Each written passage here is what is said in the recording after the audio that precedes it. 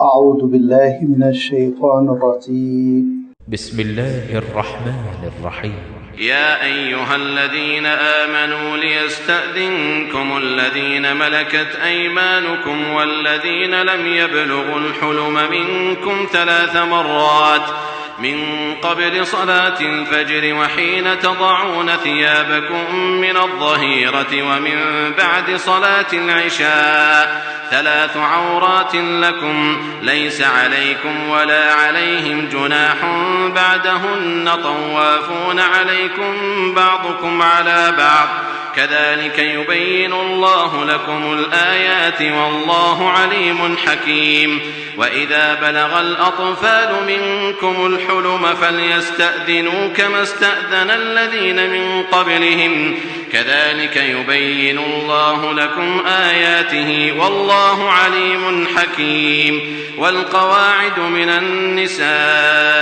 اللاتي لا يرجون نكاحا فليس عليهن جناح أن يضعن ثيابهن غير متبرجات بزينة وأن يستعففن خير لهن والله سميع عليم ليس على الأعمى حرج ولا على الأعرج حرج ولا على المريض حرج ولا على أنفسكم أن تأكلوا من بيوتكم أو بيوت آبائكم أو بيوت أمهاتكم أو بيوت إخوانكم أو بيوت أخواتكم أو بيوت أعمامكم أو بيوت عماتكم أو بيوت أخوالكم أو بيوت خالاتكم أو ما ملكتم مفاتحه أو صديقكم ليس عليكم جناح أن تأكلوا جميعا أو أشتاتا فإذا دخلتم بيوتا فسلموا على أنفسكم تحية من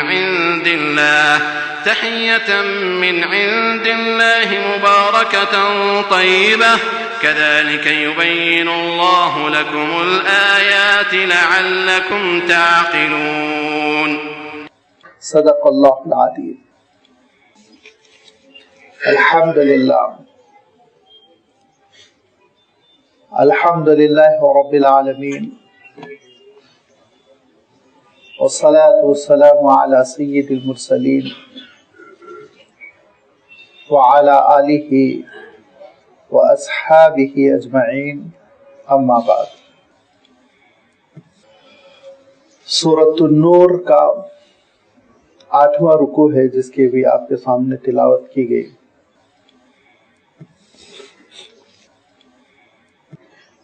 اس رکوع کی جملہ 4 آیتیں ہیں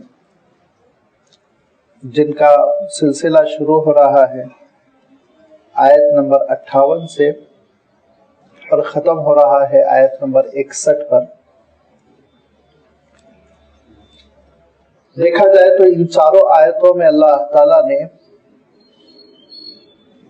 ایک پچھلے حکم کی تکمیل فرما دی جو نگاہوں پر قابو رکھنے کا حکم گزر چکا ہے. بے حیائی کے انسداد کے لیے اللہ تعالیٰ نے شریعت کا جو حکم نازل فرمایا حجاب کا، پردے کا، اور پردے ہی کے احکام کے ضمن میں جب کسی کے گھر میں داخل ہونے لگے تو اجازت لینے کا جو حکم اللہ تعالیٰ نے نازل فرمایا اسی کی ان آیتوں میں تکمیل کی جا رہی ہے، کیونکہ مسلم سوسائٹی میں کچھ سوالات کھڑے ہو گئے تھے اور وہ سوالات کیوں کھڑے ہوئے، ہماری سوسائٹی میں وہ سوالات کیوں نہیں کھڑے ہوتے. اس کو سمجھنے کے لیے آپ پچھلی آیتوں کو ذہن میں رکھیں اور پچھلی جو باتیں گزر چکی ہیں سورۃ النور میں اب تک ان کو ذرا آپ تازہ کر لیں تو زیادہ بہتر انداز میں یہ معاملہ نکھر کر ہمارے سامنے آئے گا. اللہ تعالیٰ نے سورۃ النور میں جب حد زنا کا تذکرہ فرما دیا تو تہمت لگانے والوں کے سلسلے میں حد قذف کا تذکرہ فرمایا، اور تہمت گھر والے آپس میں لگا رہے ہیں تو کیا صورت ہوگی اس لعان کا تذکرہ فرمایا۔ اور جب ان تینوں چیزوں کا تذکرہ اللہ تعالیٰ نے فرمایا تو پھر آپ صلی اللہ علیہ وسلم کی حیات طیبہ میں خود ایک ایسا واقعہ پیش آیا تھا جس میں ایک اللہ تعالیٰ کی نیک پیاری بندی کو، نہ صرف اللہ کی نیک بندی بلکہ حضور اکرم صلی اللہ علیہ وسلم کے خانوادے سے تعلق رکھنے والی خاتون، اور نہ صرف یہ کہ حضور اکرم صلی اللہ علیہ وسلم کے خانوادے سے تعلق بلکہ اسلام کی 4 مقدس خواتین میں جن کا شمار ہوتا ہے حضرت آسیہ، حضرت مریم، حضرت خدیجہ، حضرت عائشہ، بعض روایتوں میں حضرت عائشہ کا نام ہے، بعض روایتوں میں حضرت فاطمہ کا نام ہے، تو آپ اندازہ کیجئے کہ کتنا گھنونا جرم تھا اور کتنی بڑی سازش تھی جو ابلیس نے منافقوں کو، یہودیوں کو استعمال کرتے ہوئے رچی تھی کہ حضرت عائشہ پہ جو تہمت لگی تو اللہ تعالیٰ نے 10 آیتوں سے حضرت عائشہ رضی اللہ تعالیٰ عنہ کی تہمت کی تردید بھی فرما دی، ان کی فضیلت بھی نکھر کر آ گئی۔ جب حضرت عائشہ رضی اللہ تعالیٰ عنہ کے اس واقعے کا تذکرہ ہوا جس کو ہم واقعہ افک کہتے ہیں، تو اللہ تعالیٰ نے ایمان والوں کو تاکید کی کہ دیکھو تمہارے گھروں کا ماحول، تمہارے محلوں کا ماحول، تمہاری سوسائٹی کا ماحول وہ بالکل یکسر مختلف ہونا چاہیے غیروں کے ماحول سے۔ تمہارے یہاں آداب ہونے چاہیے، تمہارے یہاں خواتین کا احترام ہونا چاہیے، جہاں تک مردوں کا حکم ہے تو وہ اپنی نگاہوں پر قابو رکھیں، بدنگاہی نہ کریں، خواتین بھی غیر غلط چیزوں کو دیکھنے کے لیے اپنی نگاہوں کا استعمال نہ کریں، غض بصر کا بھی حکم آیا۔ اور پھر اللہ تعالیٰ نے یہ حکم بھی نازل فرمایا کہ پردے کا اس وقت تک حکم نافذ العمل نہیں ہو سکتا جب تک کہ ہم اپنے گھروں پر قابو کر لیں، اور گھروں پر قابو کرنے کے لیے شکل یہ بتائی گئی کہ اگر تم کسی رشتہ دار کے گھر پہنچ جاؤ، دوست کے گھر پہنچ جاؤ تو بے تکلف گھر میں داخل ہرگز نہ ہو، اس سے بے پردگی پھیلے گی۔ ارشاد فرمایا اس کے لیے ضروری ہے کہ تم سلام کرو، اجازت لو۔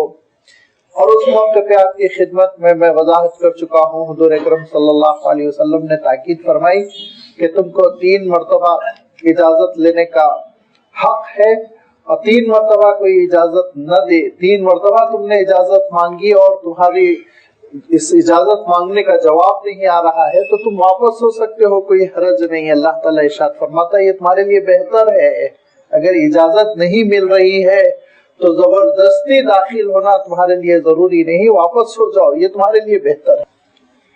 کیوں بہتر ہے؟ اس لیے کہ دوستی میں دراڑ آئے گی۔ کیوں بہتر ہے؟ اس لیے کہ اگر گھس کر رہو گے اور رشتہ داریاں ٹوٹیں گی۔ کیوں بہتر ہے؟ اس لیے کہ بدنگاہی نہیں ہوگی، بے حیائی نہیں پھیلے گی۔ بڑی حکمتیں ہیں جس کے لیے اللہ تعالیٰ نے ارشاد فرمایا کہ اجازت نہ ملنے کی شکل میں واپس ہونے میں کوئی حرج نہ سمجھو، اور اپنی حق عزت نہ سمجھو، بے عزتی نہ سمجھو۔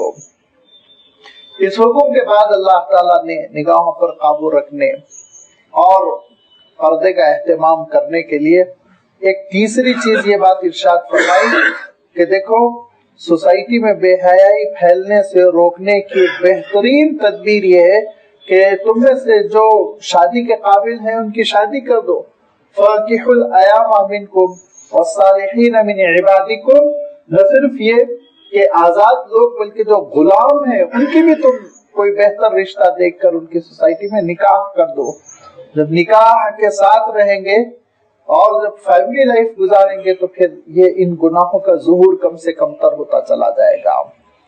تو اسلام نے جو بے حیائی پر قدغن لگائی، پابندی لگائی، تو صرف ایک قانونی پابندی لگا کر نہیں چھوڑی بلکہ وہ نہ ہو، اس کا ارتکاب نہ ہو، اس کے لیے ماحول بہت سازگار کر دیا۔ اور میں آپ کی خدمت میں رکھ چکا ہوں کہ حضور اکرم صلی اللہ علیہ وسلم نے فرمایا تھا کہ میں نے اپنی شریعت میں نکاح کو اتنا آسان کر دیا کہ گناہ اور زنا وہ بہت مشکل ہو گیا. لیکن جب اللہ کی شریعت کو لوگ پس پشت ڈال دیتے ہیں اور اللہ تعالیٰ کی شریعت کے خلاف چلتے ہیں تو پھر گناہ اور حرام چیز آسان ہو جاتی ہے, نکاح بہت مشکل ہو جاتا ہے. لہذا اللہ تعالیٰ نے جو احکام عنایت فرمائے ان احکام پر شریعت نے جو ہماری رہنمائی کی اس شریعت پر عمل کیا جائے تو پھر ہماری سوسائٹی بڑی نورانی ہو جاتی ہے, بے حیائی ختم ہو جاتی ہے, اور حیا کے بعد پھر ہمارے دلوں میں نور پیدا ہوتا ہے, جو نور معرفت خداوندی کا نور ہے, اور جو ہدایت کا نور ہے, جو تقوی کا نور ہے, جو عبادتوں کا نور ہے, جو روحانی نور ہے, جس کے بارے میں اللہ تعالیٰ ارشاد فرماتا ہے یہ اللہ تعالیٰ کی معرفت کا وہ نور ہے کہ اللہ نور السماوات والارض, زمین و آسمان کا یہ اللہ تعالیٰ کا نور ہے جس سے کہ اشیاء روشن ہیں. اس موقع پہ آپ کی خدمت میں وضاحت کر دی گئی کہ نور کس کو کہتے ہیں, روشنی کس کو کہتے ہیں. روشنی ایک الگ چیز ہے, نور ایک الگ چیز ہے. اور پھر یہ نور اللہ تعالیٰ کی جانب سے کس کو ملتا ہے؟ ان بندوں کو ملتا ہے جو بندے بدنگاہی نہیں کرتے. کیوں؟ اس لیے کہ جو بدنگاہی کرتے ہیں ان کے دل برے ہو جاتے ہیں, خراب ہو جاتے ہیں, کیونکہ نگاہ, نظر راستہ ہے جہاں سے برائی اور بے حیائی اور گناہوں کی محبت داخل ہوتی ہے, جس کے بارے میں حضور اکرم صلی اللہ علیہ وسلم ارشاد فرماتے تھے کہ نظر زہر آلود تیر ہے جس کے ذریعے سے دل شکار ہوتا ہے, دل بگڑتا ہے, زہر آلود ہوتا ہے. لہذا اللہ تعالیٰ نے جب نگاہوں پہ پہرے بٹھانے کی تاکید فرما دی تو ارشاد فرمایا اس کا نتیجہ یہ ہوگا کہ تمہارا دل ایسا چمکنے لگے گا کہ اس کی مثال یوں ارشاد فرمائی کہ اللہ کے نور سے چمکنے والے دل کی مثال ایسی ہے جیسے کہ ایک شمع روشن کی گئی, ایک دیا جلایا گیا ایک بڑے طاق میں, اور اس کے اطراف بہت ہی صاف ستھرا پیارا سا شیشہ گھیر دیا گیا ہے کہ اس چراغ کی جو لو ہے, بتی سلگ رہی ہے, وہ بھی ہواؤں کی وجہ سے نہ بجھے اور روشنی بھی چاروں طرف پھیلے. اور اس دیا کے ایندھن کے لیے جو چیز استعمال کی گئی وہ جس کو آپ گیس کا تیل کہتے ہیں, مٹی کا تیل, وہ بدبودار قسم کا کوئی تیل نہیں ہے بلکہ انتہائی اعلیٰ قسم کا تیل ہے. وہ تیل ہے جس کا درخت خود برکت والی زمین پر پیدا ہوتا ہے, جس کا درخت خود بابرکت زمین پر اگتا اور لگتا ہے, اور من شجرۃ مبارکۃ, وہ درخت خود بڑا مبارک ہوتا ہے. اور پھر اس مبارک درخت کا جو پھل ہوتا ہے زیتون, تو وہ زیتون جس کے بارے میں عرض کر چکا ہوں کہ اللہ کے رسول صلی اللہ علیہ وسلم نے ارشاد فرمایا کہ 70 نبیوں کی غذا زیتون کا پھل رہا, تو وہ زیتون, اس کا تیل, اور وہ بھی ایسا پھل جو بالکل باغ کے بیچوں بیچ لگا, لا شرقیہ ولا غربیہ, نہ اس کنارے کا نہ اس کنارے کا. لہذا بیچ باغ کا یہ جو پھل ہے اس کا جو تیل ہے اللہ تعالیٰ ارشاد فرمایا وہ تیل اتنا عمدہ ہے, اتنا پیارا ہے کہ اگر اس چراغ کی بتی نہ سلگائی جائے تب بھی تیل چمک رہا ہے. تیل میں خود ایک نور کی کیفیت ہے, اور جب اس کی بتی سلگا دی گئی اور جب اس کی لو جلا دی گئی تو نورن علی نور, بس نور پر نور, نور پر نور. اللہ تعالیٰ ارشاد فرماتا ہے لیکن یہدی اللہ لنورہ من یشاء, یہ اللہ کا نور ہر ایک کو نہیں ملتا, اس کے لیے سینے کو بہت مانجنا پڑتا ہے, دل کو بہت دھونا پڑتا ہے. اور جب دل یہ آنکھوں کے آنسو سے اس کو زرخیز کیا جاتا ہے تب کہیں جا کر اس میں اللہ تعالیٰ کا یہ نور پیدا ہوتا ہے. اور یہ وہ لوگ ہوتے ہیں پھر جن کے دل میں یہ اللہ کا نور پیدا ہو جاتا ہے. پھر رجال لا تلہیہم تجارت ولا بیع عن ذکر اللہ, یہ وہ اللہ کے بندے ہوتے ہیں جن کو نہ تجارت, نہ خرید فروخت, نہ دنیا کی مصروفیت, کوئی چیز بھی نہ نماز سے روکتی ہے, نہ زکوٰۃ کی ادائیگی سے روکتی ہے, نہ اللہ کے ذکر سے روکتی ہے. یہ اللہ تعالیٰ کے احکام پوری پابندی کے ساتھ بجا لاتے ہیں حالات کا مقابلہ کرتے ہوئے. اور جو اللہ کے اس نور سے محروم ہے تو ارشاد فرمایا اس کی مثال تو ایسے ہی ہے جیسے بیچارہ کوئی سمندر کی تہہ میں پڑا ہوا ہے. तीन तारीखियां तो कम से कम, तीन अंधेरे तो कम से कम उसके ऊपर मुसल्लत हो गए। नंबर 1 समंदर की तह में पड़ा हुआ है, नंबर 2 मौजें बड़ी खतरनाक है, नंबर 3 बादल भी काले काले हैं। आप अंदाजा कीजिए रात की तारीकी में सियाह बादल छाए हुए हों तो यूं ही समंदर में मुसीबत हो जाएगी, और फिर समंदर की तह में कोई चीज पड़ी हुई हो तो फिर वो कितनी बड़ी तारीकी में है। उस मौके पे मैं वजाहत करते हुए अर्ज कर चुका हूँ कि ये कम से कम क्योंकि जुल्मात जब कहा जाएगा अरबी में तो कम से कम 3 होना चाहिए, अगर उससे कम हो तो जुल्मतानी कहा जाएगा अरबी कवायद के एतबार से, और एक ही हो तो जुल्मतुन कहा जाएगा।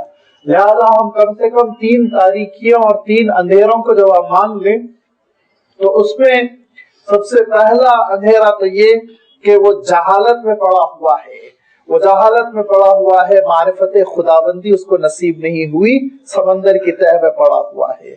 दूसरा मौज दर मौज जो चढ़ी आ रही हैं वो दरअसल ख्वाहिशात की है, इत्तिबाए नफ्स की है, हवाए नफ्स की है, और उन मौजों की वजह से फिर उसका जीना हराम हो चुका है और ऐसी तारीकी में पड़ा हुआ है कि कोई फैसला ही नहीं कर पा रहा है। और फिर तीसरी तारीकी सियाह बादल जो छाए हुए हैं, जिसको अल्लाह ताला ने सियाह बादलों से तशबीह दी, वो तारीकी दरअसल गफलत की तारीकी है, गफलत में रहना चाहता है, बेहिस्सी की जिंदगी को वो पसंद करता है। लिहाजा अब इन 3 तारीकियों के बाद इंसान के पास क्या रह गया, अब आप सोचिए, इतना अंधेरा है, फरमाया इतना अंधेरा कि वो अपने हाथ को देखना चाहता है तो उसका हाथ खुद उसको नजर नहीं आता। अब आप सोचिए इतना हाथ करीब होता है इंसान के और उसको चेहरे के कितना करीब वो ले जा सकता है, लेकिन मारे अंधेरे के वो हाथ को भी नहीं देख पा रहा है, इस कदर तारीकी में पड़ा हुआ है। और फरमाया ये तो आमाल के एतबार से है, फिक्र के एतबार से इंसान का मसला ये है कि वो ऐसा, उसकी मिसाल ऐसी हुई जा रही है जैसे प्यासा रेगिस्तान में पानी के लिए तड़प रहा है और शराब को, रेत की चमक को पानी समझ के उसकी जानिब भागता चला जा रहा है। वहां पहुंचने के बाद उसको पता चल रहा है कि ये तो निगाहों का धोखा था और कुछ नहीं। लिहाजा अल्लाह ताला इरशाद फरमाता है कि इन ईमान से महरूम और ईमान के नूर से महरूम जो लोग बज़ाहिर कुछ अच्छे काम करते हुए नजर आते हैं, दरअसल उनका मामला यही होगा कि वो समझ रहे हैं कि मैदान हशर में उनको कुछ मिलेगा, लेकिन वहां वो अल्लाह ताला को पाएंगे और उनका हिसाब बेबाक कर देगा, किस्सा खत्म हो जाएगा। इसके मुकाबले में अल्लाह ताला इरशाद फरमाया कि वो अल्लाह के बंदे जो अल्लाह ताला की नूर और उसकी हिदायत में जिंदगी बसर कर रहे हैं और साबित कदम है, और इसकी अलामत ये है कि वो अल्लाह के और उसके रसूल की इताअत कर रहे हैं। अल्लाह का नूर दिल में है, इसकी जाहिरी अलामत क्या है, लाजमी बात है तो दिल के अंदर पोशीदा चीज नजर आने वाली नहीं है। नजर आने वाली चीज क्या है, याद रखिए, वो इताअत रसूल है। अल्लाह ताला ने इसकी बड़ी ताकीद की और फरमाया कि ये वो इताअत रसूल है जिसकी वजह से तुमको कामयाबी मिलेगी।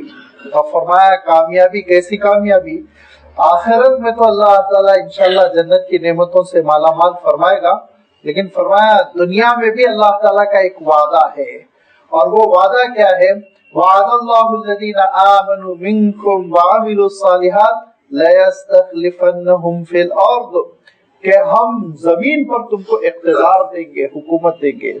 और अल्लाह ताला का वादा ये पूरा हो गया हुजूर अकरम सल्लल्लाहु अलैहि वसल्लम की हयात तय्यबा में, जबकि अल्लाह ताला ने आप सल्लल्लाहु अलैहि वसल्लम को गलबा दिया और पूरे हिजाज में, जो अरब का बिल्कुल मेन इलाका है जिसको हिजाज कहते हैं, और जब हम हिजाज कहते हैं तो उससे मुराद मक्के मुकर्रमा, मदीने मुनव्वरा, ये सारी बस्तियां आ जाती हैं।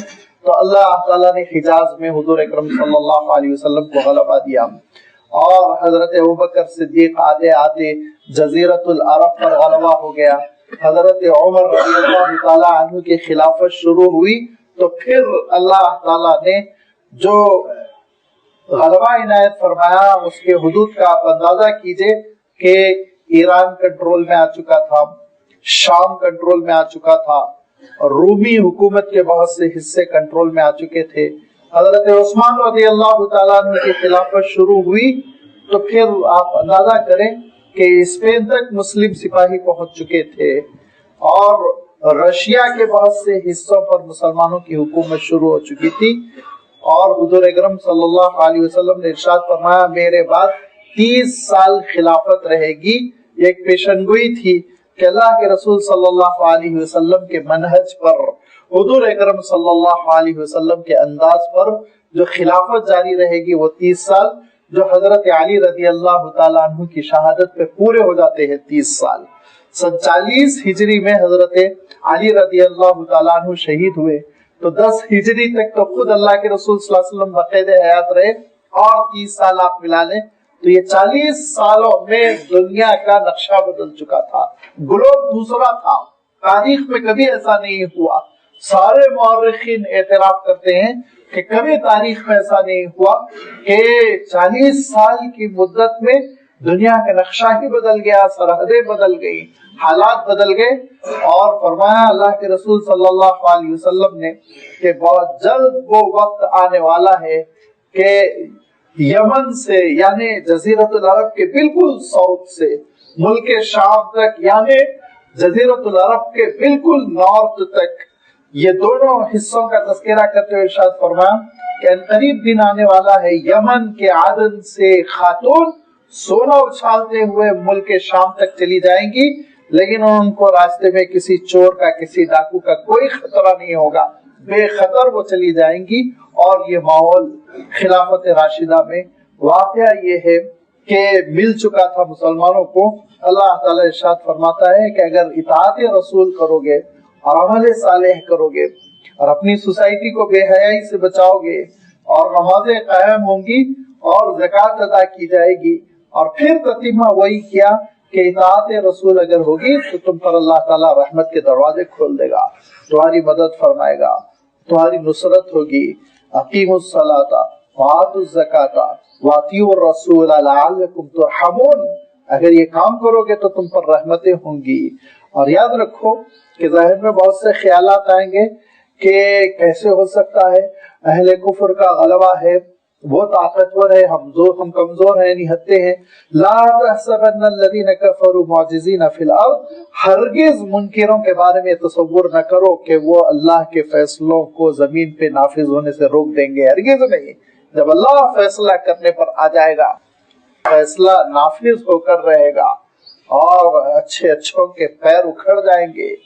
آپ جانتے ہیں کہ غزوہ موتا ہوا حضور اکرم صلی اللہ علیہ وسلم کے زمانے میں 3000 صحابہ نے سفر کیا، اور 3000 کی تعداد یہ بھیڑ رہی ہے سینکڑوں کلومیٹر سفر کر کے۔ یہاں سے اگر آپ کو کہہ دیا جائے افغانستان تک سفر کرتے ہوئے چلے جاؤ تو آپ سفر کرتے کرتے کرتے کرتے وہاں جا کے ٹوٹ جائیں گے، تھک جائیں گے۔ اتنا ہی تقریباً لمبا سفر کر کے، ایسی لمبی مسافت طے کر کے مؤتہ کے مقام پر یہ 3000 صحابہ پہنچے۔ حضرت جعفر ہے، عبداللہ ابن رواحہ ہے، بڑے بڑے صحابہ ہیں، اور مقابلہ کس سے ہو رہا ہے؟ آپ یوں سمجھ لیجئے جیسے موجودہ دور کی well trained American security, American force سے روم کی بہترین فوج، اور ان کی تعداد کیا ہے؟ 3000 کے مقابلے میں 6000، 3000 کے مقابلے میں 9000، 3000 کے مقابلے میں 10 گنا مان لیجئے 30,000، نہیں 1,00,000 فوج ہے۔ 1,00,000 فوج اپنے وطن میں ہے، اور 3000 صحابہ یہ سینکڑوں کلومیٹر کا سفر کر کے پہنچے ہوئے ہیں۔ اور اس کے بعد سے آپس میں مشورہ ہوا کہ اتنی بڑی فوج ہے، ٹکر لے بھی کہ خاموشی سے نکل جائیں۔ تو حضرت جعفر نے کہا کہ تم کس کے لیے آئے ہو، کیا کام کے لیے آئے ہو یہاں پر؟ یہ سوچو، تم یہاں شہید ہونے کے لیے آئے ہو، بھیڑو ختم، لہذا بھیڑ گئے۔ اور اس کے بعد سے آپ نے حالات پڑھے ہوں گے کہ حضرت جعفر رضی اللہ تعالیٰ عنہ پہ کیسے حملے ہوئے کہ ان کے ہاتھ میں جھنڈا تھا، سیدھا ہاتھ کٹا تو انہوں نے بائیں ہاتھ میں پکڑا، بائیں ہاتھ کٹ گیا تو انہوں نے سینے سے جھنڈا لگا کے لڑا، جب تک کہ گرے بھی لڑتے رہے، رات تک لڑتے رہے۔ جب رات ہوئی، اندھیرا ہو گیا، تو پھر صحابہ جو بچے باندھے تھے اکٹھا ہوئے، اور حضرت خالد رضی اللہ تعالیٰ عنہ نے یہ فرمایا کہ دیکھو ایسی حکمت عملی اپنائی جائے جس سے ان کے اوپر روب اور دبدبا پڑے. کیا کیا جائے؟ لہذا کہا کہ ایک کام یہ کرو کہ پھیل جاؤ، قریب مت رہو، پھیل جاؤ اور پھیل کر ایسی لمبی مسافت پہ تم قبضہ کر لو کہ اس سے یہ اندازہ ہو صبح میں کہ مدینے سے ایک بہت بڑی کمک اور مدد پہنچ گئی، اور اس کے بعد سے رومی گھبرا جائیں. لہذا راتوں رات یہ فیصلہ کر کے 1 کلومیٹر 2 کلومیٹر کے احاطے میں پھیل کے صبح میں انہوں نے جب حملہ کیا تو رومیوں نے یہ سمجھا کہ ایک بہت بڑا لشکر اب مدینے سے آ گیا. لہذا انہوں نے بھاگنے ہی میں عافیت سمجھی اور جنگ ختم کر دی. جب وہ پیچھے ہٹ گئے تو حضرت خالد نے کہا تم بھی تھوڑا سا پیچھے ہٹو. جیسے جیسے وہ پیچھے ہٹتے گئے حضرت خالد رضی اللہ تعالیٰ عنہ چونکہ جنگ کے بڑے ماہر تھے، صحابہ کو پیچھے کرتے چلے گئے اور پھر دھیرے دھیرے مدینہ منورہ واپس لے کر آ گئے. اور رومیوں پر یہ روب پڑا کہ بہت زبردست مسلمانوں کی طاقت ہے، ان سے مقابلہ کرنا ممکن نہیں. یہ اس وقت ممکن ہو سکتا ہے جبکہ انسان کے دل میں اللہ تعالیٰ کا نور ہو. اور اللہ تعالیٰ کا نور کیسے پیدا ہوتا ہے؟ اطاعت رسول سے. فرمایا وَأَطِیعُوا الرَّسُولَ لَعَلَّکُمْ تُرْحَمُونَ. اللہ کی جانب سے مدد ہوگی، لیکن شرط کیا ہے؟ رسول کی اطاعت ہے. رسول کی اطاعت ہے یعنی اللہ تعالیٰ کا دین نافذ ہو، اللہ تعالیٰ کی شریعت نافذ ہو. تو پھر تم ہرگز یہ نہ سمجھو لا تحسبن الذین کفروا معجزین فی الارض کہ اہل کفر تم کو زمین پر روک دیں گے، ہرگز نہیں. وہ تم کو عاجز نہیں کر سکیں گے. اللہ کے فیصلے اور اس کی مدد نازل ہو کر رہے گی. اور آپ تاریخ اٹھا کر دیکھ لیجئے، اللہ تعالیٰ نے ارشاد فرمایا کم من فئۃ قلیلۃ غلبت فئۃ کثیرۃ باذن اللہ. اللہ تعالیٰ کے پاس اقلیت اور اکثریت کوئی معنی نہیں رکھتے. اللہ تعالیٰ کتنی اقلیتوں کو اکثریتوں پر غالب لا کر رہا. لہذا اللہ تعالیٰ ارشاد فرماتا ہے کہ اس کے دین کو مضبوطی سے تھامو، یہ ہے تمہاری کامیابی. اور رسول کی اطاعت کرو، فرما برداری کرو، رسول کے راستے پر چلو، یہ ہے تمہاری کامیابی. اور رسول نے جو احکام عنایت فرمائے ان کے سلسلے میں، ان کو نافذ کرنے کے سلسلے میں سستی نہ کرو. لہذا انہی احکام میں اللہ تعالیٰ ایک خاص حکم نازل فرما رہا ہے جس کے سلسلے میں میں عرض کر چکا ہوں کہ یہ وہ حکم ہے جو دراصل پچھلے حکم کا ایک ایکسٹینشن ہے، تتمہ ہے، تکمیل ہے. پچھلا حکم پردے کا یہ آیا تھا کہ نگاہوں پر قابو رکھو، نمبر 1. نمبر 2، گھروں میں بے محابہ داخل نہ ہو جاؤ، اجازت لے کر داخل ہو، اجازت نہ ملے تو واپس لوٹ جاؤ، بے پردگی نہ ہو. اور اللہ تعالیٰ نے ارشاد فرمایا کہ خواتین جب گھروں سے باہر نکلنے لگے تو ایک بڑی چادر سے اپنے زیب و زینت کو، اپنے گھریلو لباس کو چھپا لیں. اور بھی احکام آئے. انہی میں جب یہ احکام آئے تو پھر صحابہ بہت محتاط ہو گئے، اور صحابہ اتنے محتاط ہو گئے کہ ان کی زندگی میں کچھ تنگی پیدا ہو گئی، جینا مشکل ہو گیا. تو اللہ تعالیٰ نے تھوڑی سی ایک نرمی بھی دی اور شریعت کے حکم کی وضاحت کر دی. صحابہ کتنے محتاط ہو گئے، کسی کو گھر میں آنے جانے نہیں دے رہے ہیں اور کہہ رہے ہیں کہ بے پردگی ہو رہی ہے لہذا احتیاط کیا جائے. حضرت عمر رضی اللہ تعالیٰ عنہ آرام کر رہے ہیں اور ظہر کے بعد کا وقت ہے. اس موقع پر حضرت عمر رضی اللہ تعالیٰ عنہ کا غلام آیا اور کسی کام سے حضرت عمر کو اٹھایا تو آپ نے یہ محسوس کیا کہ میں بے تکلف سو رہا تھا اور یہ میرے حجرے میں داخل ہوا. کہیں ایسا تو نہیں بے ستری ہوئی ہوگی، کہیں ایسا تو نہیں بے حیائی ہوئی ہوگی، کہیں ایسا تو نہیں کہ کوئی ایسا غلط کام ہوا ہوگا جس کی وجہ سے میں گناہگار ہو جاؤں.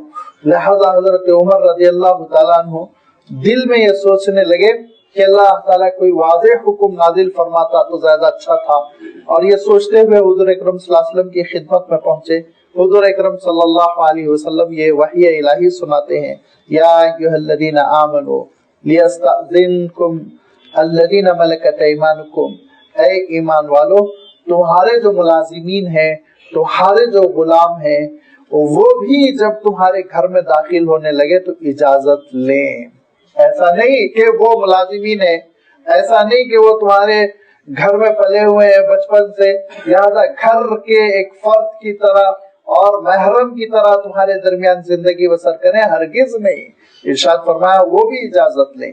یہاں تک کہ فرمایا والذین لم یبلغوا الحلم منکم، تم میں سے وہ لوگ جو ابھی بالغ نہیں ہوئے، نابالغ بچے بھی اجازت لیں، نابالغ بچے بھی اجازت لیں، کیونکہ تربیت کے لیے ضروری ہے۔ نابالغ بچے اگر کہیں ایسی جگہ پہنچ جائے جہاں وہ منظر دیکھ لیں جو ان کی عمر سے سوٹ نہیں کرتا، تو آپ سوچیے ان کے دل و دماغ پہ کتنے برے اثرات پڑتے ہیں۔ اور یہی وہ مسئلہ ہے جس کی وجہ سے آج انارکی پھیل گئی کہ ہمارے کم عمر بچے وہ چیزیں دیکھتے رہتے ہیں اخبارات کے ذریعے سے، پرنٹ میڈیا، الیکٹرانک میڈیا، اس کے ذریعے سے جو ان کے ذہنوں کو زہر آلود کرنے کے لیے، ان کے اندر انارکی پیدا کرنے کے لیے کافی ہے۔ لہذا اللہ تعالیٰ ارشاد فرماتا ہے کہ ان کی بھی تم پرواہ کرو، ان کا بھی تم خیال رکھو۔ اے ایمان والو، ضرور اجازت لے لیں تمہارے اپنے ملازمین، اور وہ بچے جو ابھی سن بلوغ کو نہیں پہنچے، بالخصوص ثلاث مرات، 3 مرتبہ تو بہت ہی اہم ہے۔ من قبل صلاۃ الفجر، نماز فجر سے پہلے جبکہ لوگ سوتے رہتے ہیں، سونے میں کبھی کبھی کپڑوں کا وہ اہتمام نہیں رہتا، اور اس بات کا پورا امکان رہتا ہے کہ پوشیدہ اعضاء کھل گئے ہوں، سطر کھل گیا ہو۔ اسی لیے فرمایا کہ نماز سے پہلے جو کہ سونے کا وقت ہے، وہی تضعون ثیابکم من الظہیرۃ، اور اگر ظہر بعد بھی تم سو رہے ہو اور لیٹ رہے ہو اور تم نے اپنے روزمرہ کے کپڑے اتار رکھے ہیں، مثال کے طور پر ہندوستانی ماحول میں جیسے مرد عام طور پر تہبند ہے اور لنگی کے ساتھ بنیان ہے، یہ پہن کے سو جایا کرتے ہیں، اور خواتین وہ بھی نائٹی وغیرہ پہن کے سو جایا کرتی ہیں، تو ایسے موقع پر بے ستری کا پوری طرح امکان ہے۔ لہذا چاہے بچے ہوں، چاہے ملازمین ہوں، کوئی بھی داخل ہونے سے پہلے اجازت ضرور لے لیں۔ وَمِن بَعْدِ صَلَاةِ الْعِشَاءِ، اور عشاء کے بعد جب سونے کے لیے لوگ جا چکے ہوں۔ ہمارے ہاں تو کہنا چاہیے من بعد صلاۃ التہجد، تہجد کے بعد ہم سونے کے لیے جاتے ہیں۔ عشاء کے بعد تو سارے دن بھر کی ہمارے پاس ایکٹیویٹی شروع ہوتی ہے۔ عشاء کے بعد ہمارے پاس مشاعرے شروع ہوتے ہیں، عشاء کے بعد ہمارے پاس دعوتیں شروع ہوتی ہیں، اور حد درجے بات یہ ہے کہ عشاء کے بعد ہمارے پاس جلسے شروع ہوتے ہیں، اور وہ 3 4 5 گھنٹے چلتے ہیں۔ اللہ کے رسول صلی اللہ علیہ وسلم عشاء کے بعد کی سرگرمیوں کو پسند نہیں فرمایا کرتے تھے۔ آپ صلی اللہ علیہ وسلم ارشاد فرمایا کرتے تھے کہ عشاء کے بعد نہ گفتگو کرو، نہ ادھر ادھر کی باتیں کرو، نہ یہ وہ کرو، آرام کرو فرماتے تھے آپ صلی اللہ علیہ وسلم۔ ناپسند فرماتے تھے رات کی گفتگو کو۔ آپ صلی اللہ علیہ وسلم کا معمول یہ تھا کہ عشاء کو تھوڑا ڈیلے کرتے تھے، یعنی آج کل جیسے موسم ہے تو آج کے اعتبار سے 9 ساڑھے 9 تک، اور عشاء وہ دن بھر کی آخری سرگرمی ہوتی تھی۔ عشاء کے ساتھ آپ صلی اللہ علیہ وسلم فرماتے تھے کہ بستر پر چلے جاؤ، اللہ کا ذکر کرتے ہوئے سو جاؤ۔ کیوں؟ پھر ادھر تمہارے لیے 4 بجے اور 4:30 بجے تہجد کے لیے اٹھنا ممکن ہو جائے گا، 6 گھنٹے کی پوری نیند ہو جائے گی۔ لازمی بات ہے جب سونے والا 2 بجے 3 بجے سو رہا ہے تو تہجد کے لیے کہاں اٹھ پائے گا؟ تہجد بس اوقات فجر بھی خطرے میں پڑ جاتی ہے۔ لہذا آپ صلی اللہ علیہ وسلم ابتدائی رات میں آرام کرنا اور آخری رات میں اٹھ کر نالے نیم شبی کرنا یہ پسند فرمایا کرتے تھے۔ لہذا یہاں اسی لحاظ سے حکم ہے، اور جن کے اندر آج بھی یہ رواج ہے کہ وہ جلدی سو جاتے ہیں رات میں اور صبح سویرے اٹھ جاتے ہیں، تو آپ دیکھیں گے کہ ان کی سرگرمیوں میں بڑی برکت ہے۔ اللہ تعالیٰ نے ان کی کوششوں میں بڑی برکت دے رکھی ہے، وہ بہت آگے بڑھتے چلے جاتے ہیں۔ آپ صلی اللہ علیہ وسلم ارشاد فرماتے تھے وہ شخص بہت کامیاب ہے جو صبح سویرے اپنی مصروفیات شروع کر دیتا ہے۔ کیسے فرمایا؟ دیکھو اس کی مثال ایسے ہی ہے، جو میں تو کبھی شکار کھیلنے گیا نہیں اور یہ اس کوچے سے بالکل نابلد ہوں، لیکن شاید شکاری حضرات جانتے ہوں گے۔ آپ فرمایا کرتے تھے جیسے شکاری دیکھو بالکل صبح تڑکے شکار کے لیے جاتا ہے تو اچھا شکار لے کر آتا ہے، اس کو اچھا شکار ہاتھ لگتا ہے، تو پتہ یہ چلا کہ صبح سویرے کی سرگرمیاں وہ بڑی اچھی ہوتی ہے۔ اللہ تعالیٰ نے یہاں بات ارشاد یہ فرمائی کہ اور جب عشاء کے بعد تم لیٹنے کے لیے چلے جاؤ تب بھی کوئی تمہارے روم میں آنے لگے اور تمہارے پاس آنے لگے، نجی جگہ پر تمہارے آنے لگے، تو وہ تم سے اجازت لے۔ ثلاث عورات لکم، یہ 3 تمہارے ایسے موقع ہوتے ہیں۔ عورات اصل عربی میں عورتن کہتے ہیں پوشیدگی کو، چھپانے کی چیز کو، اسی سے ہمارے پاس خواتین کے لیے لفظ عورت آ گیا، لیکن اب وہ عورت بھی تو نہیں رہ گئی، مغرب نے اس عورت کھولنے والی چیز بنا دیا، اسلام نے اس کو چھپانے والی چیز اختیار کیا تھا۔ ثلاث عوراتن، 3 ایسے اوقات ہیں جس میں پوشیدگی ہونی چاہیے، 3 ایسے اوقات ہیں جس میں پردے کا اہتمام ہونا چاہیے، 3 ایسے اوقات ہیں ارشاد فرمایا جو تمہارے احتیاط کے ہونے چاہیے، جس میں بے پردگی نہ ہو۔ لیس علیکم ولا علیہم جناح بعدہن، عام حالات میں پھر کوئی حرج نہیں کہ لوگ آتے جاتے رہتے ہیں، گھر والے آتے ہیں، بچے آتے ہیں، لہذا طوافون علیکم بعضکم علی بعض، کہ عام طور پر جو لوگ صبح شام آتے جاتے رہتے ہیں، کام کرتے رہتے ہیں، ان کے لیے کوئی حرج نہیں کہ اگر وہ اجازت کے ساتھ گھر میں داخل ہوتے ہوں اور اس کے بعد سے کام دھام کرتے ہوں تو پھر کوئی حرج نہیں، ان کے لیے اجازت ہے، کیونکہ طوافون علیکم، آنا جانا ان کا لگا ہوا ہے، بعضکم علی بعض، اور یہ زندگی کا نظام ہے کہ ہم ایک دوسرے کے محتاج ہیں، ایک دوسرے کے ضرورت مند ہیں۔ کذالک یبین اللہ لکم الآیات، اللہ تعالیٰ اپنے احکام کو ایسے ہی کھول کھول کر بیان کرتا ہے تاکہ کوئی چیز مخفی نہ رہ جائے، پوشیدہ نہ رہ جائے۔ واللہ علیم حکیم، بے شک اللہ تعالیٰ بہت ہی علم والا ہے، بڑی حکمت والا ہے، لہذا اس نے جو قانون بنایا، اس کی جو شریعت ہے وہ علم کی بنیادوں پر ہے، اس کی جو شریعت ہے وہ حکمت کی بنیادوں پر ہے، اس میں بڑی حکمتیں ہیں، جب تجربہ ہوگا تم کو تو سمجھ میں آئے گا۔ وَإِذَا بَلَغَ الْأَطْفَالُ مِنْكُمُ الْحُلُمَ، اور جب بچے سن بلوغ کو پہنچ جائیں، فَلْيَسْتَأْذِنُوا كَمَا اسْتَأْذَنَ الَّذِينَ مِن قَبْلِهِمْ، تو جو اجازت کا حکم پہلے گزر چکا ہے اس پہ وہ عمل کریں۔ پہلے کیا گزر چکا ہے کہ حجرے پر پہنچ جائیں تو السلام علیکم کہیں، اور اگر دروازہ ہے تو وہ کھٹکھٹائے، اندر سے پوچھا جائے کون تو نام بتلائے، اندر سے کہا جائے داخل ہو جاؤ تو داخل ہو جائے، اندر سے کہا جائے واپس چلے جاؤ تو الٹے پیر واپس ہو جائیں، یہ حکم گزر چکا ہے۔ اسی کے بارے میں ارشاد فرمایا كَمَا اسْتَأْذَنَ الَّذِينَ مِن قَبْلِهِمْ، جیسے کہ پہلے حکم گزر گیا ہے اجازت کا، اسی حکم پر عمل کریں۔ كَذَلِكَ يُبَيِّنُ اللَّهُ لَكُمْ آيَاتِهِ، دیکھو اللہ تعالیٰ اپنی آیتوں کو بہت کھول کھول کر بیان کرتا ہے، اور زندگی کے جو اہم مرحلے ہیں اس میں اللہ تعالیٰ نے کوئی جھول نہیں چھوڑا، ماشاءاللہ سے ہر چیز بیان کر دی۔ کیوں؟ واللہ علیم، اللہ جاننے والا ہے کیا نتائج برآمد ہوں گے۔ حکیم، اللہ حکمت والا ہے، دانا وہ بینا ہے، تم کو بچانا چاہتا ہے برے نتائج سے۔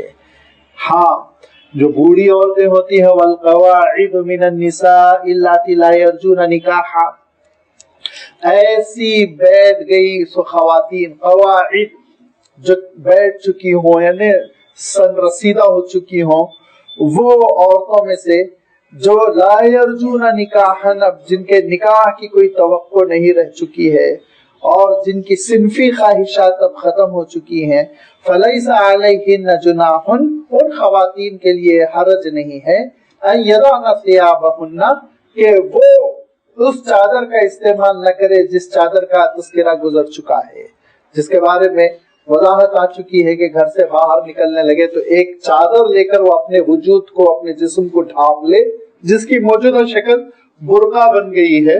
تو حضور اکرم صلی اللہ علیہ وسلم کے زمانے میں حکم یہ تھا ایک بڑی چادر کا استعمال کر کے اپنے حسن کو، اپنے گھریلو کپڑوں کو اور اپنی ساخت کو یہ چھپا لیں، یہ پوشیدہ کر لیں۔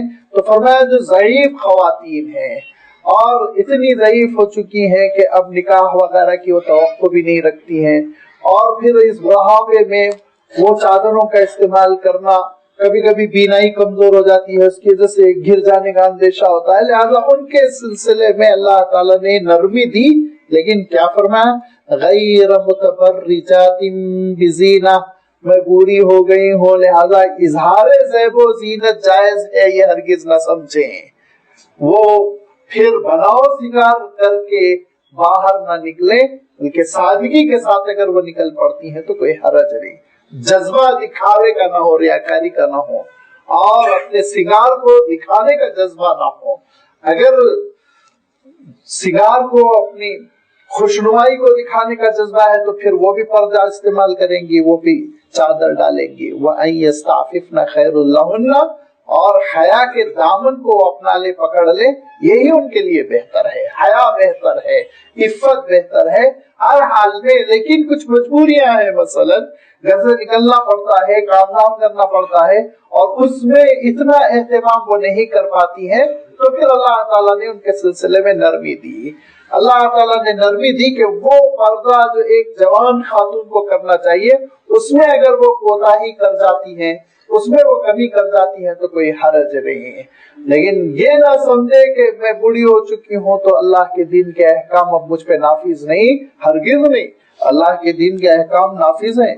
और अल्लाह, किसी के बूढ़े होने से क्या होता है, अल्लाह की शरीयत बूढ़ी नहीं होती। आप ही के हैदराबाद के एक बुजुर्ग थे, हजरत मिस्कीन शाह साहब रहमतुल्लाह अलैह, बड़े अल्लाह वाले थे, इंतहाई मुत्तकी बुजुर्ग थे। और उनसे मिलने के लिए भोपाल से जब हजरत शाह याकूब मुजद्दिदी रहमतुल्लाह अलैह आए, तो उन्होंने देखा कि एक जगह कंस्ट्रक्शन चल रहा है, तामीर चल रही है, और मजदूर काम कर रहे हैं। तो उन्होंने कहा, ये मौलाना मिस्कीन साहब कहाँ मिलेंगे? तो उस मजदूर ने उनसे पूछा, क्या काम है? कहा, मैं भोपाल से सफर करके आया हूँ और उनसे मुझे इस्तेफादा करना है, हदीस के सिलसिले में सनद लेनी है, कुछ उनसे मुझे पढ़ना है।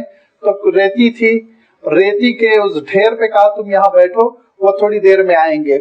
उसके बाद आधे घंटे के बाद मौलाना याकूब साहब लिखते हैं कि मैंने देखा कि वही मजदूर था जो कपड़े झाड़ कर और उस टोपी ओपी पहन के आया था, वही दरअसल मौलाना मिस्कीन शाह साहब थे। वो बहुत अल्लाह वाले थे, शरीयत की बड़ी पाबंदी करते थे। और ये अल्लाह वालों की मिसाल होती है कि जब हदीस की खिदमत करते हैं तो उम्र अल्लाह ताला बड़ी दराज देता है। मुहद्दिसीन बहुत तवील उम्र के हामिल होते हैं, लिहाजा वो भी 90 साल के हुए, बुढ़ापे का आलम है और 90 साल की उम्र है। और उनसे मुरीद होने के लिए खातून आई, और एक खातून आई जिनकी उम्र रावी बताता है 80 साल की है। उन्होंने कहा कि मैं आपके हाथ पे बैअत करना चाहती हूँ। तो हस्बे मामूल, जो मामूल था मौलाना का, शाह साहब का, वो पर्दे के दरमियान से, पर्दे के पीछे से उन्होंने रुमाल डाला, कहा रुमाल पकड़ो और मैं जो कहता हूँ वो कहो। तो खातून कहने लगी, हजरत आप भी बूढ़े 90 साल के, मैं भी बूढ़ी 80 साल की, अब ये पर्दा और रुमाल की क्या जरूरत? तो कहा, बीबी बेशक तुम भी बूढ़ी हो, मैं भी बूढ़ा हूँ, इसमें कोई शक नहीं, मैं भी बूढ़ा हो चुका हूँ, तुम भी बूढ़ी हो चुकी हो, लेकिन मोहम्मद की शरीयत बूढ़ी नहीं हुई है। मोहम्मद की शरीयत बूढ़ी नहीं हुई, वो जवान है। अल्लाह की शरीयत, अल्लाह का दीन, ये नहीं कि ज़ईफ़ुल उम्र हो चुके हैं लिहाजा उसका कोई नाजायज फायदा उठाए। फरमाया नहीं, अयस्ताफिफना खैरुल लहुन्ना, इफ्फत बहरहाल बेहतर है, निगाहों की पाकी बहरहाल बेहतर है, हया बहरहाल बेहतर है, उसके हया के दामन को हाथ से न जाने दो। वल्लाहु समीउन अलीम, याद रखो जो कह रहे हो वो भी अल्लाह ताला सुन रहा है, जो कर रहे हो अल्लाह ताला वो भी देख रहा है। कोई चीज अल्लाह की निगाहों से पोशीदा नहीं है।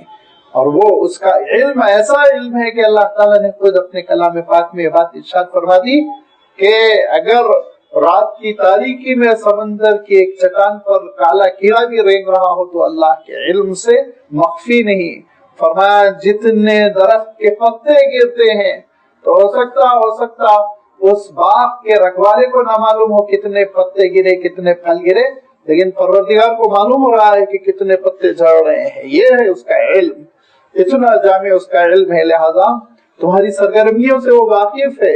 जब तुम्हारी सफों में, जब तुम्हारे खानदानों में, जब तुम्हारे कुंबे में, जब तुम्हारी सोसाइटी में बेहयाई फैली हुई होगी, बदनिगाही फैली हुई होगी, बेपर्दगी फैली हुई होगी, और उसके बाद से तुम ये समझते हो कि सहाबा की तरह तुम्हारी मदद हो जाए, तो कैसे मुमकिन है? वो तो तुमको देख रहा है, तुम्हारी हरकतों को देख रहा है, तुम्हारी रात की शादियों को देख रहा है, तुम्हारे दिन के फंक्शंस को देख रहा है। लिहाजा अल्लाह ताला सुनने वाला, जानने वाला है।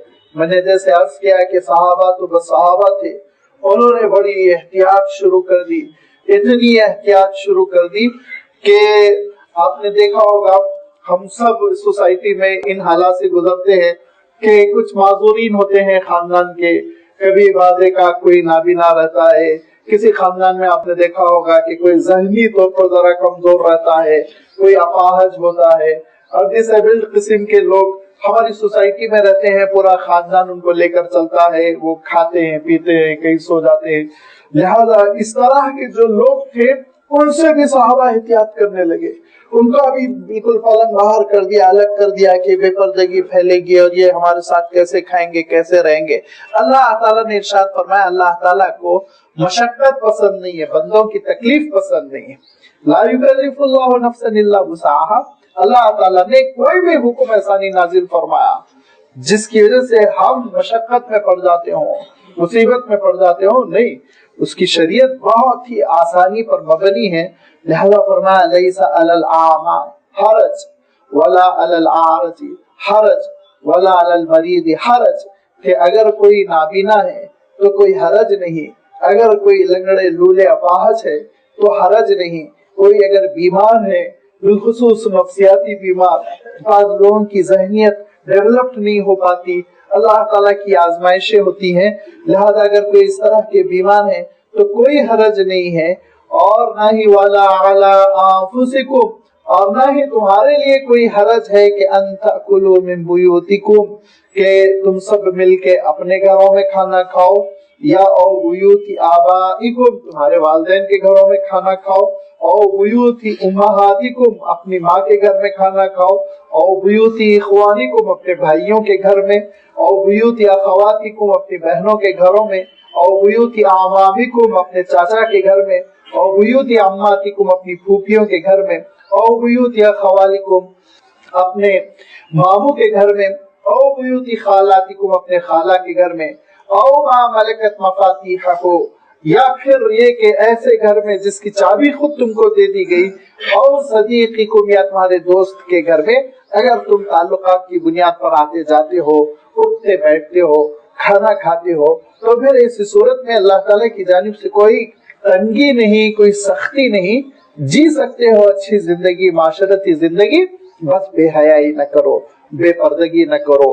اب مثلا کھانا لگا ہوا ہے اور اس میں محرم بھی بیٹھے ہیں، غیر محرم بھی بیٹھے ہیں، لیکن سرو کرنے والے کوئی نہیں ہے، اور صاحب خانہ کی ہی اہلیہ ہے جو سرو کر رہی ہیں، تو لازمی بات ہے بے پردگی کے ساتھ، بنو سگار کے ساتھ، بے حجابی کے ساتھ وہ سرو نہ کرے، وہ ایک چادر سے اپنے وجود کو ڈھانپ لے، اپنے بالوں کو ڈھانپ لے، اپنے سر کو ڈھانپ لے، اس طرح سے پردے کے تقاضے کو پورا کر کے وہ کھانے کے لیے سرو کر سکتی ہیں۔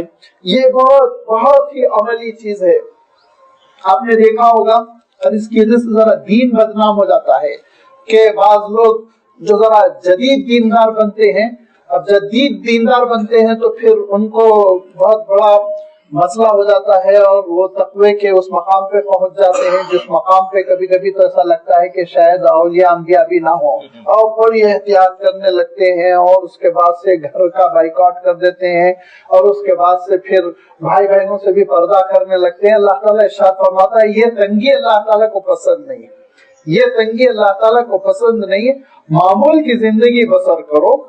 اور مثلا میں ایک ایسی مثال دے دیتا ہوں جو ہماری سوسائٹی کی ایک برننگ قسم کی مثال ہے، بالکل سلگتا ہوا ایک ایشو ہے، کیا کہ دیور سے جیسے پردہ ہے، دیور سے پردہ ہے کیونکہ وہ غیر محرم ہے، اور حضور اکرم صلی اللہ علیہ وسلم نے ایک حدیث میں یہ بات ارشاد فرمائی کہ دیکھو خواتین کے پاس کبھی اجنبی مرد داخل نہ ہو، تو حضور اکرم صلی اللہ علیہ وسلم نے جیسے ہی ارشاد فرمایا، ایک صحابی نے سوال کیا ارأیت الحموا، کیا دیور بھی داخل نہ ہو؟ تو حضور اکرم صلی اللہ علیہ وسلم نے ارشاد فرمایا الحمو موتن، دیور تو موت ہے، سب سے زیادہ تو وہی خطرناک ہے۔ تو یہ اس حدیث اور اس حدیث کی تشریح میں پھر بسا اوقات یہ ہو جاتا ہے کہ گھروں میں پھوٹ پڑ جاتی ہے۔ اس حدیث کا مفہوم کیا ہے؟ اس حدیث کا مفہوم یہ ہے کہ جب بھاوش تنہا ہو تو دیور قریب نہ جائے، تنہائی میں روم میں نہ بیٹھے، لیکن اگر مثلا گھر کے سب لوگ بیٹھے ہوئے ہیں اور کھانا وانا چل رہا ہے اور بھاوج اگر سرو کر رہی ہے اور وہ سر ڈھانپی ہوئی ہے، حجاب کے تقاضے کو پورا کی ہوئی، تو کوئی حرج نہیں، اس سے نہیں روکا حضور اکرم صلی اللہ علیہ وسلم نے. حضور اکرم صلی اللہ علیہ وسلم نے جو روکا ہے وہ تنہائی میں بھاوچ کے ساتھ دیور بیٹھا ہوا دل لگی مذاق کر رہا ہے، یہ موت ہے، یہ مصیبت ہے، یہ حالات بگاڑتا ہے آگے چل کے، یہ آپ صلی اللہ علیہ وسلم نے روکا. تو شریعت کی بہت ساری چیزوں کو تشدد کی وجہ سے وہ شکل دے دی جاتی ہے جس کی وجہ سے کبھی کبھی دین کی بدنامی ہوتی ہے، شریعت کی بدنامی ہوتی ہے. باہر والا یہ سمجھتا ہے یہ اسلام ہے، اس کو تو میں اختیار کر ہی نہیں سکتا ہوں، جی ہی نہیں سکتا ہوں میں. لہذا اللہ تعالیٰ ارشاد فرماتا ہے دیکھو دوست احباب کے گھر میں تم کھانا کھا سکتے ہو، تم اپنے رشتہ داروں کے گھروں میں کھانا کھا سکتے ہو، پردے کے تقاضے کو پورا کرو، بدنگاہی نہ کرو، نگاہوں کو جھکا کر رکھو. اور پھر اس کے بعد سے ارشاد فرمایا کہ لیس علیکم جناح تاکلوا جمیعا او اشتاتا، تم مل جل کے بھی کھا سکتے ہو، اکیلے بھی کھا سکتے ہو. یہ کیا مسئلہ ہے؟ یہ مسئلہ یہ ہے کہ مشرکین مکہ میں ایک چیز تھی جو ہم لوگوں کو سمجھنے میں بڑی آسانی ہوگی. ٹرین میں آپ نے سفر کیا ہوگا تو آپ نے دیکھا ہوگا کہ ہمارے پاس برادران وطن جب ٹفن کھولتے ہیں تو آپ کی طرف پیٹ کر لیتے ہیں، آپ کی طرف پیٹ کر لیتے ہیں، دیوار کی طرف منہ کر کے تنہائی میں کھاتے ہیں بالکل اکیلے.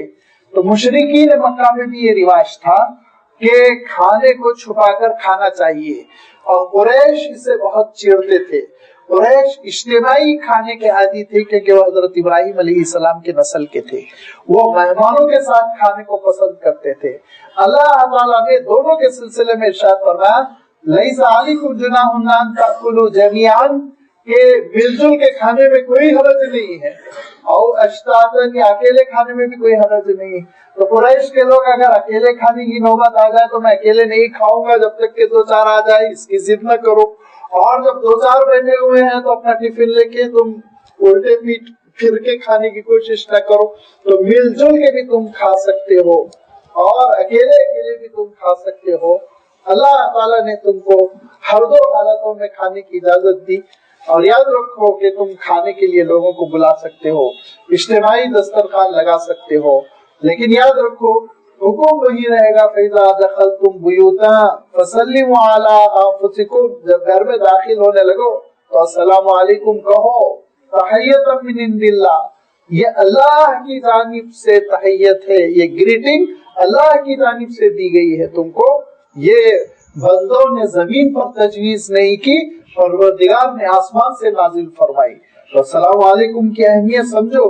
مبارکتن، بڑی بابرکت ہے، اس میں بڑی برکتیں ہیں. اور میں جیسے کہ اس سے پہلے بھی کہہ چکا ہوں کہ ہماری ملاقات میں جو السلام علیکم کا جملہ ہے یہ خود بھی ایک اسلام کے آفاقی ہونے کی دلیل ہے. اتنی بہترین گریٹنگ، آپ کیا کہتے ہیں؟ گڈ مارننگ کہتے ہیں. کتنا محدود آپ نے اس کو دعا دی. صبح تمہاری بہتر ہو، شام میں چاہے مصیبت آ جائے. گڈ ایوننگ کہہ رہے ہیں آپ، کیا کتنی محدود آپ اس کو دعا دے رہے ہیں، آپ ذرا سوچئے. لیکن اللہ تعالیٰ نے جب نازل فرمائی گریٹنگ مسلمانوں کے لیے تو فرمایا السلام علیکم، جس میں کیا گیا؟ عافیت ہو، سلامتی ہو، صحت ہو. دنیا کی ساری دعاؤں کے بعد کیا ہے؟ سلامتی، جنت ہو، دارالسلام تم کو ملے، جنت ملے، وہاں بھی تم کامیاب ہو جاؤ.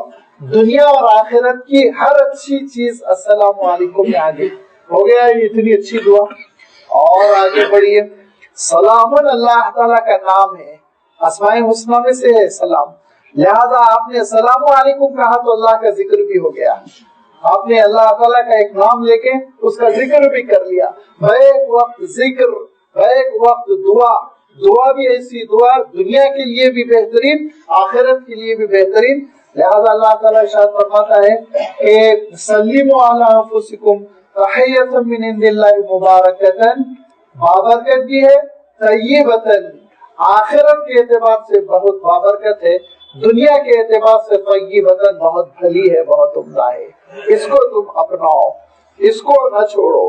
اور یہ ایسا لگتا ہے اللہ کے رسول صلی اللہ علیہ وسلم کہ اگر یہ تعبیر اگر آپ غلط محسوس نہ کریں، جیسے اللہ کے رسول صلی اللہ علیہ وسلم ہیلا تلاش کرتے تھے سلام کرنے کے لیے، بہانہ تلاش کرتے تھے سلام کرنے کے لیے، ایسا کہ صحابی کہتے ہیں کہ میں اور اللہ کے رسول بات کرتے ہوئے چلے جا رہے ہیں، بیچ میں درخت آیا، لہذا میں درخت کے دائیں سے نکلا، اللہ کے رسول صلی اللہ علیہ وسلم دوسری طرف سے نکلے، جیسے ہی ملے تو آپ صلی اللہ علیہ وسلم نے السلام علیکم کہا، السلام علیکم کہا، اور صحابہ کہتے ہیں ہم ترس گئے حضور اکرم صلی اللہ علیہ وسلم کو سلام کرنے کے لیے، نظر پڑتی کہ اللہ کے رسول صلی اللہ علیہ وسلم سلام کر دیتے ہیں۔ اور بڑے تو بڑے وہ صحابہ جو کم عمر تھے، بچے تھے، وہ کہتے ہیں کہ حضور اکرم صلی اللہ علیہ وسلم اتنا جلدی پہل کر دیتے تھے ہم کو سلام کرنے میں کہ ہم موقع ہی نہیں ملتا تھا کہ اللہ کے رسول کو سلام کریں۔ یہ تو ایسا اللہ کے رسول صلی اللہ علیہ وسلم چاہتے تھے کہ خوب یہ سلام کی دعا کی جائے، اور پھر جب سلام کیا جائے تو اللہ تعالیٰ نے ارشاد فرمایا کہ ردوہا او احسن منہا، کم سے کم اتنا تو جواب دینا تم پر واجب ہے، ضروری ہے جتنا کہ سلام کیا گیا، اور اضافے کے ساتھ، احسان کے ساتھ، اور اس میں دعا بڑھا کر جواب دے تو یہ اور اچھا ہے۔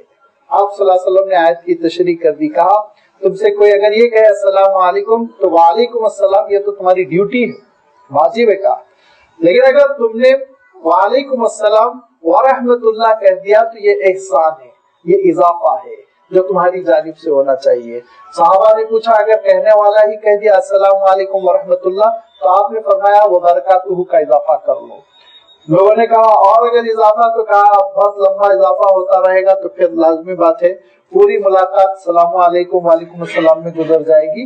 3 کلمات اللہ کے رسول صلی اللہ علیہ وسلم نے بتلا دیا، السلام علیکم ورحمۃ اللہ وبرکاتہ۔ لہذا یہ پوری دعا ہے، یہ پورا اسلامی کلچر ہے، اور یہ پوری اخروی اور دنیاوی کامیابی ہے، اس کو اپنانے کی ضرورت ہے۔